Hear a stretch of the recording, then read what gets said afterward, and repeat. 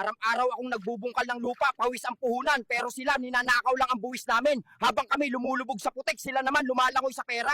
Kahit araw-araw akong naglalambat, wala ring huli sa buhay. Kasi ang tunay na isdang malalaki, nasa Malacanang, hindi sa dagat.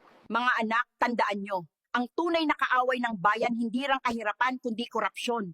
Huwag niyong hayaan na pati konsensya niyo mabili. Araw-araw kong nilalabanan ng apoy, pero ang apoy ng korupsyon mas matindi pa, sinusunog nito ang kinabukasan natin. Kailan kaya may tatapang para apulahin yon? Araw-araw akong pawis at nagbubuwis buhay sa mga kable ng kuryente, samantalang yung iba, maginhawa ang buhay dahil sa korupsyon.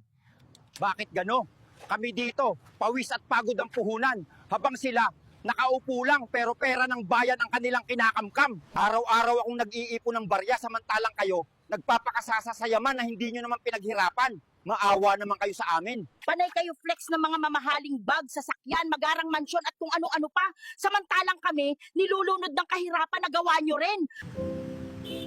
Habang sila ninanakaw ang kaba ng bayan, kami, ninanakawan ng kinabukasan. Araw-araw kaming lumalaban para sa buhay ng iba.